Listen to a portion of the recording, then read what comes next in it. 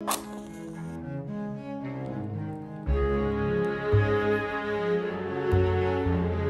tout le monde, plutôt bonsoir, j'espère que vous allez bien. Mon nom c'est Eve Martel, vous êtes sur ma chaîne où je fais présentement Vlogtober. Il y a une vidéo à tous les 2 jours et ça va bien, on est rendu déjà à la moitié du mois. Ce soir, je fais un question-réponse avec des questions et des sujets que mes abonnés Instagram m'ont envoyé. J'avais envie de m'asseoir, de parler avec vous, prendre un petit peu de temps en mode jasette cosy, là, bien relax. Si ce n'est pas déjà fait, avant de commencer, je vous invite à vous abonner à ma chaîne et à mes médias sociaux.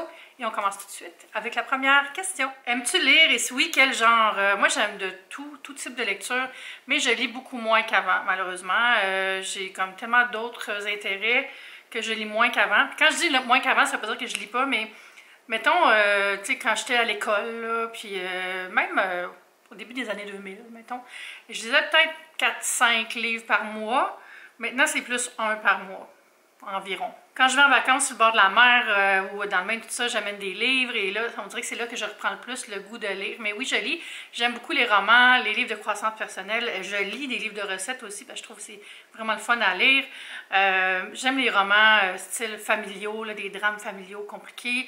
Je lisais beaucoup des polars avant puis de la science-fiction, un peu moins maintenant, pas par manque d'intérêt, mais on dirait que je connais moins ça maintenant. Si vous avez des recommandations, laissez-les dans la section commentaires en dessous de la vidéo. Mais ouais, je lis moins qu'avant, mais j'aime toujours ça. As-tu un conseiller financier? J'en ai un à ma banque. Ma banque s'est offert gratuitement, donc j'ai quelqu'un qui me conseille. Avant, j'avais quelqu'un qui était en dehors de ma banque, qui venait pour me proposer des choses, mais j'ai arrêté de faire ça. Peut-être que ça serait bon, mais je suis tellement comme... Je suis en mode conservateur là, pour mes placements présentement, surtout. Là, donc, je cherche pas à aller plus loin que ce que j'ai présentement. Les investissements sont diversifiés, mais sont assez sécuritaires. J'en avais un plus au début quand j'étais plus jeune pour vraiment comprendre qu'est-ce que je devais faire, comment planifier pour ma retraite, tu sais, comment faire un budget, tout ça. La base, ça apprend bien. Puis n'hésitez pas à aller voir dans votre banque ou votre caisse s'il y a quelqu'un qui peut vous aider à déchiffrer tout ça. On dit-tu déchiffrer? Ben oui, c'est de l'argent, c'est des chiffres. Tes endroits préférés pour trouver de la belle déco pour son chez soi? Ben... c'est un mix, hein? Moi, j'aime ça, avoir autant des pièces que j'ai achetées dans les magasins que des petites trouvailles. Quoique je chine moins qu'avant, je vais moins dans les brocantes, tout ça, mais c'est parce qu'aussi j'ai mes meubles, donc j'achète moins de meubles qu'avant. Mais mes trucs, c'est de mix and match. Donc, par exemple, derrière, vous voyez le meuble rose, là, ça appartenait à ma grand-mère. Le dessus était comme brisé. Fait que j'ai fait faire une plaque en marbre pour mettre par-dessus, puis ça y a redonné un look incroyable, à mon avis, en tout cas. Donc, puis par-dessus, c'est une lampe plus récente de chez Ikea. En fait, ça fait 20 ans, je l'ai pas si récente que ça. Mais tu sais, rétro des années 60, avec ligne moderne, mais qui fait un peu rétro, beau petit mix. J'aime ça aussi pour les accessoires, aller chercher des petits bibelots, des vases, des choses qui vont venir d'une autre époque, parce que ça ajoute aussi, je trouve, un peu plus de texture à l'environnement. Tu sais, c'est sûr, j'achète beaucoup de choses chez H&M, puis tu sais, dans les grands magasins, au Labé, chez Structube, tout ça. Je pense que c'est plus de définir c'est quoi son style, puis de prendre son temps qui est important, de ne pas acheter plein de choses juste pour meubler une pièce, juste pour décorer, pour que ça soit fini. Je pense que c'est important, au contraire, de prendre son temps, bien investir aussi dans des pièces qui vont durer. Tu sais, comme ma table de cuisine, je l'ai payé un bon montant, mais là, je l'ai depuis 15 ans, puis elle est belle comme avant, versus si j'avais pris la copie de cette table-là, qui est disponible chez Ikea en copie, puis chez Structube aussi, j'aurais payé le 1/6 du prix, mais pour l'avoir vue chez d'autres gens, elle serait plus très belle. Quand tu dis « je mets le lien dans ma bio », je vois ça où, merci, j'aime ce que tu fais. On prend toujours pour acquis que tout le monde comprend toutes les fonctions des médias sociaux, et c'est pas le cas, donc je vais répondre avec plaisir. Dans le fond, quand tu vas sur Instagram, sur le profil de quelqu'un qui fait des vidéos, tu as sa photo juste ici, puis tu vas voir ici, ça c'est la bio, donc on met un lien ici, que tu peux cliquer pour avoir accès à différentes choses. Moi, dans mon cas, c'est une espèce de menu qui s'appelle Beacons où je mets plein de liens. Donc, il n'y a pas juste un lien, c'est plusieurs liens. Tu cliques sur le Beacons, puis tu peux voir tous mes liens vers mes différentes plateformes, des contenus, ma boutique Amazon, des choses comme ça. Comment vis-tu le décès de Robbie Coltrane Hagrid? Ben, je trouve ça triste, surtout pour Robbie Coltrane. Ben, c'est toujours triste, la mort de quelqu'un. C'est quelqu'un qui nous a beaucoup touchés. L'acteur qui jouait Hagrid, il a fait aussi plein d'autres films, là, mais moi, ça m'a comme fait « Oh! » Penses-tu refaire le KonMari? Ça fait un bout que tu as fait ton gros tri. J'adore tes vidéos. KonMari, c'est la méthode KonMari, qui est une espèce de système de tri qui est basé sur la joie. Tu prends les objets puis tu te dis est-ce que ça m'apporte de la joie ou pas? Est-ce que c'est utile ou pas? Puis honnêtement, je le referais pas, KonMari, parce que autant j'ai aimé ça passer à travers l'épreuve du KonMari puis le faire. J'ai d'ailleurs plusieurs vidéos là-dessus pour les trouver en tapant KonMari dans la petite loupe dans ma section vidéo. Mais j'ai réalisé après quelques essais que c'est pas tant fait pour moi. Moi, je suis vraiment plus une fille de pièce par pièce. Tu sais, de faire, par exemple, tous les livres partout dans la maison, là. Tous les vêtements partout dans la maison, toute la cuisine, c'est too much. Puis on aurait dit que j'étais pas capable de finir quelque chose, puis ça me frustrait beaucoup à la longue. Donc je le fais encore, mais juste pour les vêtements. Dans le sens que le mindset, là, de me dire est-ce que ça m'apporte de la joie ce morceau-là, oui ou non. Fait que ça m'est resté ça. Donc je pense pas faire d'autres contenus comme Marie, non. As-tu des trucs pour se motiver à faire du ménage dans son appartement? Il me semble que j'ai déjà répondu à ça récemment, mais je vais le répéter au pire. C'est vraiment de se faire des listes. C'est quoi les listes de tâches? Puis de créer des blocs. Puis en faire un petit peu chaque jour. Moi, je suis pas vraiment de l'école de tout faire la même journée. Mettons, consacrer tout un samedi à faire du ménage. Oh mon Dieu, c'est déprimant. Non, moi, j'aime mieux faire quelques petites tâches à chaque jour, puis apprécier que, bon, ce petit coin-là est plus propre. Là, j'ai passé la balayeuse, là, j'ai fait les plantes, tout ça. Une autre façon aussi, c'est de faire des blocs de ménage. Moi, je le fais des fois en regardant Occupation Double, par exemple. Ça dure 1h30. Je le regarde en direct. Fait qu'à chaque fois qu'il y a des annonces, je vais faire un petit peu de ménage, tu sais. Bon, il y a une pause, je vais aller vider la vaisselle. Il y a une autre pause, je vais aller faire le tour des poubelles.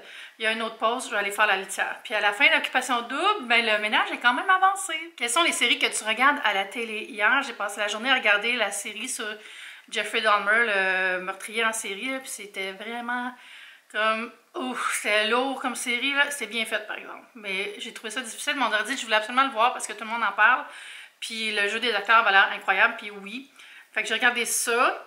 Je regarde beaucoup les télé-réalités. Je regarde Big Brother. Non, pas du tout. Je regarde Survivor américain qui a commencé. Puis aussi Amazing Race. Ça joue le même soir, mais je les enregistre. Puis j'écoute souvent le lendemain, ça. J'écoute pas en direct. Sinon, j'écoute Lord of the Ring, Ring of Fire. Et j'écoute aussi House of the Dragon. C'est tellement bon les deux, là. Je comprends pas le hate sur Ring of Fire. C'est Ring of Fire? Ring of Power! Ring of Fire, c'est une toune de John Cash. Alors, comme je disais, je regarde beaucoup Ring of Power et House of the Dragon.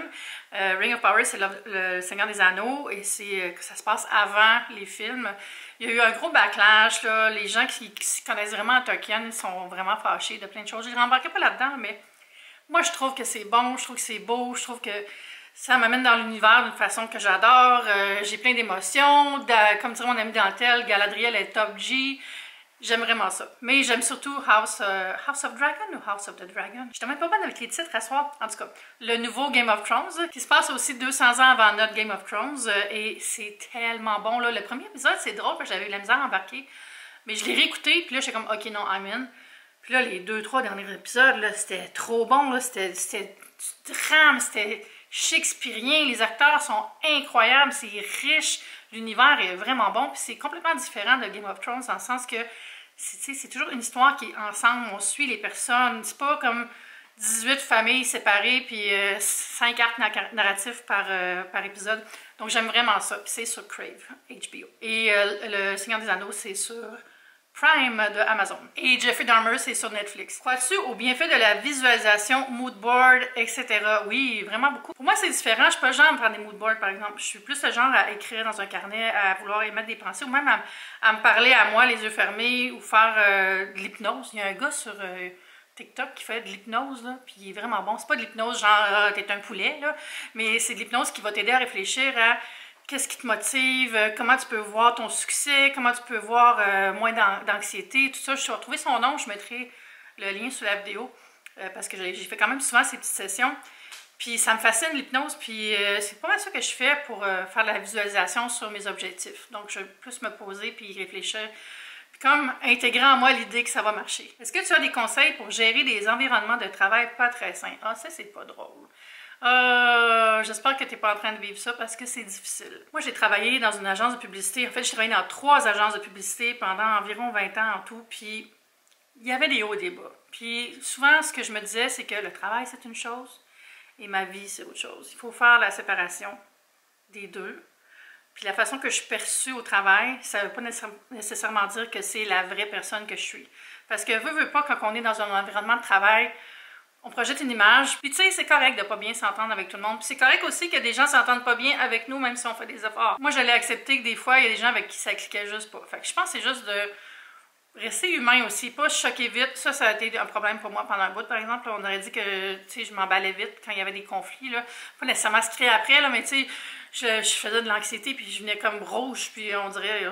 mais finalement, j'ai comme compris comme ça sert à rien de paniquer, respire, parle, exprime-toi avec des mots en toute tranquillité, puis ça va aller mieux. Mais c'est ça, je pense que le truc, c'est d'en parler, puis de pas laisser les choses monter. Si tu penses que c'est toxique, puis là, il y a beaucoup de choses qui sont comme dangereuses presque pour ta santé mentale ou ta santé physique, ben là, va parler au département de ressources humaines. Sans oublier par contre que le département de ressources humaines n'est pas là pour les employés. Le département des ressources humaines est surtout là pour l'entreprise. Donc, oui, il y a des super départements de ressources humaines qui vont être là pour t'aider, mais avant tout, ils sont là pour protéger la compagnie.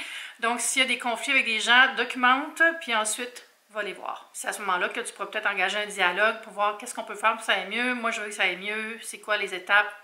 Puis voir si ça mène à quelque chose. As-tu des plans pour le temps des fêtes? PS, j'ai hâte à Vlogmas. Vlogmas! On a toutes hâte à Vlogmas. Oh mon Dieu, j'étais malade. Mes plans sont pas établis, mais je sais déjà qu'est-ce que ça va être. Ça va être d'aller chez ma mère le 25 au soir. Puis probablement le 25 au midi, je vais dîner chez mon père. Le 24 au soir, on n'a plus rien maintenant.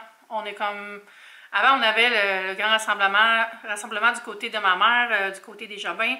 C'est une grosse famille, ils sont 9 enfants, tout le monde a des enfants qui ont des petits-enfants. Fait que, on était facilement 40 dans le salon, là, dans l'espace chez ma tante. C'était pas mal tout le temps chez ma tante Francine, que je salue. Puis là, avec la panini, ben, on ne pouvait pas se voir, tout ça. Fait que tout le monde a commencé à faire sa propre petite tradition dans les familles plus fermées. Pas fermées, mais tu sais, mettons, ma tante, là, elle le fait avec ses enfants, puis c'est tout. Tu sais, mes cousins... font ça avec leur famille, ils ont des enfants. Donc, ça a un peu éclaté la dynamique qu'on avait de se rassembler, la grosse famille, le 24. Ça va me manquer beaucoup. Je sais que ça ne reviendra jamais. On dirait que j'en parlais avec ma mère, d'ailleurs. Je suis comme, pense qu'on va venir encore à se faire un party de Jobin le 24. Elle était comme, je pense pas. T'sais, le monde, ils font vraiment des nouvelles traditions, puis c'est bien correct. Mais j'avoue que des fois, je me dis, je veux pas que ça arrive, là, mais tu sais, le jour où on n'ira plus chez mes parents, parce que, tu sais, j'aime pas ça penser à ça. Mais tu sais, le jour où, ça va être quoi les nouvelles traditions? Fait que c'est correct d'y penser maintenant, puis de voir, mais tu sais, j'ai toujours mon frère, puis sa blonde, puis en tout cas, puis tu sais, j'ai des amis aussi, c'est correct d'évoluer. Des fois, je pense aux gens qui pensent Noël tout seul, puis je me trouve tellement chanceuse d'avoir vécu des beaux Noëls pendant aussi longtemps que si ça arrêtait demain, je serais quand même pleine de reconnaissance. Là. Mais c'est ça, cette année, ça va sûrement être le lunch avec mon père, le souper chez ma mère, puis on revient le 26 avec Andréane, peut-être? Andréane? Comment va ton implant? Et comment tu vas? Ben, je commençais en disant que je vais très bien. Hier, non pas hier, pas en tout. Aujourd'hui, j'ai remis mon projet de livre dans sa version 2, qui n'est pas la version finale, mais qui est la version semi-finale avant de faire des corrections, améliorer un peu le texte, tout ça. Puis, c'est comme dans tout procédé, là. Puis après, on va faire les photos qui vont avec. Mais ça va bien. J'ai réglé ça, fait que ça m'a comme allégé l'esprit, on dirait. Puis aujourd'hui, je suis allée prendre une belle marche. Il faisait beau. Je suis allée marcher dans les feuilles. Je suis allée faire les courses. Je me suis assise au parc aussi un petit 15 minutes. Ça a fait vraiment beaucoup de bien. Puis je suis revenue à la maison, j'ai pris une douche, puis j'ai travaillé l'après-midi encore un peu. Mais pour répondre à ta question, mon implant, pour ceux qui ne savent pas, c'est cette dent-là ici. Là. Il m'a manqué une dent pendant 2 ans. Si vous venez de vous joindre à la famille. Puis l'autre fois, j'ai capoté parce que j'avais mangé un pita. Puis tu sais, quand tu prends quelque chose à la bouche, puis tu sais, quand ça a fait clac dans mon implant, puis j'étais comme, qu'est-ce que c'est ça? Dites-moi pas. Non. Au nom de tort. Faites que j'ai tort en pensant qu'il est brisé. Non, mais honnêtement, j'ai pris ça, j'étais comme, tu sais, j'ai touché du bout des doigts. Je suis comme, il est correct? Il a l'air vraiment correct. Puis là, j'ai demandé sur Instagram, puis il y a des gens qui travaillent en dentisterie qui m'ont dit, c'est quand même normal qu'il y ait un petit morceau de céramique quelque part. Ou, ça avait pas l'air dramatique, mais elle a dit, tu devrais aller faire une radio de toute façon. Fait que j'ai appelé mon dentiste cette semaine, puis je lui ai demandé, j'avais pas le temps la semaine passée. Mais honnêtement, ça a l'air correct. Là. Fait que, on va voir. Mais sinon, ça va bien. Vous voyez, je pense même pas. Fait que ça doit bien aller. J'ai réalisé avec le recul que c'était quand même traumatisant à vivre. Fait que les gens qui vivent avec une dentition, qui ont de la misère, là, vous avez tout mon soutien parce que c'est mentalement difficile et physiquement aussi. Puis je suis très contente que ça soit derrière moi. Pour toujours, on croise les doigts. Comment te motives-tu à aller marcher lorsqu'il fait froid et sombre plutôt?